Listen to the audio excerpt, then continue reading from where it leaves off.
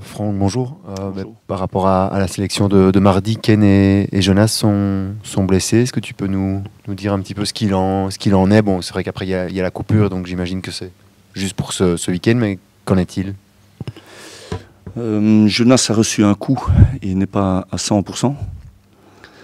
Donc rien de grave, c'est une question de jours pour récupérer, mais c'est trop juste pour le match de demain. Et Ken est out 10-15 jours pour une petite lésion musculaire. Tout le monde était forcément abattu mardi au moment de quitter Serein. Comment est-ce que vous avez réussi à retrouver une dynamique, j'imagine, le plus positive possible avant le match de demain? Voilà, comment se sont passés un petit peu ces 2-3 jours forcément particuliers depuis mardi soir? Oui, c'était un jour très compliqué et effectivement, on était tous abattus. Et puis, on est dans une compétition et on doit préparer le match suivant. Donc, on a collectivement communiqué vers le match de demain qui est finalement le plus important.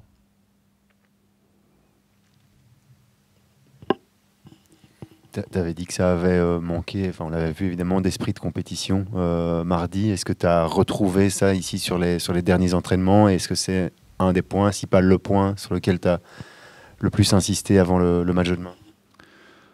Nous avons insisté et pris comme référence le match d'Anvers et plus le match de Serein.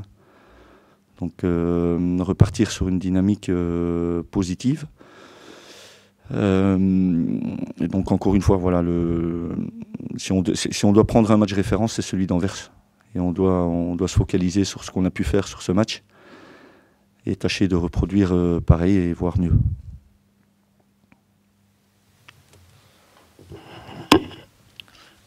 Est-ce qu'après le match de Serein, est-ce qu'on est plutôt dans une logique punitive où on donne des entraînements plus corsés, ou bien plutôt essayer de redonner le sourire aux joueurs pour redonner un peu de confiance? Pour répondre correctement, je vais dire qu'on prend comme référence le match d'Anvers et plus celui de Serein.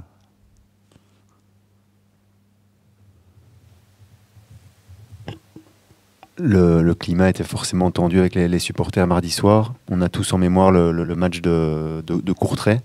Est-ce que le fait d'avoir déjà vécu ce match-là aide finalement à un petit peu appréhender et anticiper ce qui pourrait se passer demain au niveau climat dans le stade?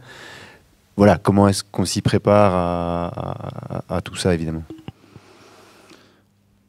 Disons que nous, staff, joueurs, on se prépare à jouer un match important.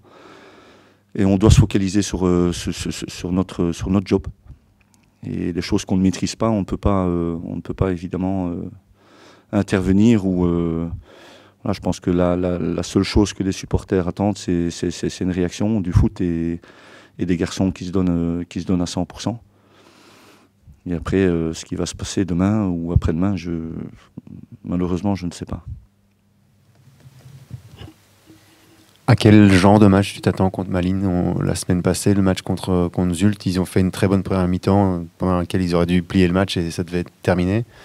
Et puis ils se sont un petit peu endormis en deuxième. Et c'est vrai que c'est une équipe qui a un gros potentiel offensif, mais on a le sentiment aussi parfois de certaines vraies lacunes défensives. Voilà, quel genre de match tu attends demain? C'est bien résumé, c'est une très bonne équipe avec, je dirais, pas mal d'atouts offensifs, pas mal de combinaisons aussi qui sont intéressantes et qui sont connues. Maintenant, il faudra surtout se focaliser sur nos qualités à nous, donc être capable justement de bien défendre et de pouvoir utiliser nos qualités. Est-ce qu'on peut comparer justement la situation de Malines avec celle de Charleroi aussi? Parce qu'on avait pas mal d'attentes sur Malines, tout comme Charleroi, et puis les résultats ne sont pas top. Il y a eu le changement d'entraîneur aussi. Est-ce qu'on peut faire ce parallèle un petit peu? Pour la presse, oui, certainement. Voilà, nous, on travaille pour le Sporting de Charleroi, et puis ce qui se passe à Malines, finalement, peu importe.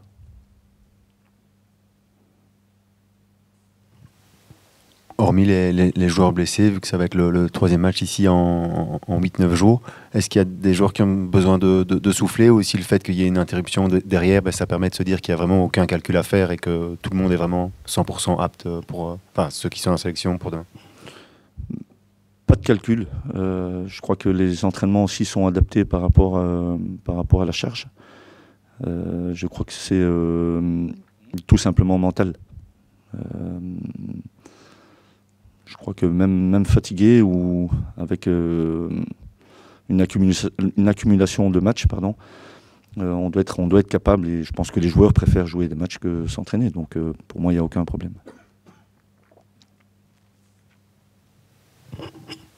Sans nous dévoiler ton 11 évidemment, mais tu as fait une autre modification pour le match à Serein. Forcément, tout le monde n'a pas répondu aux attentes. Est-ce qu'on doit s'attendre encore à un 11 qui rebouge pas mal, ou bien sur de la cohérence par rapport à Serein? Enfin, justement, voilà, par rapport au match, c'est difficile de dire on repart avec la même chose, mais voilà, à quel genre de 11 on doit s'attendre demain?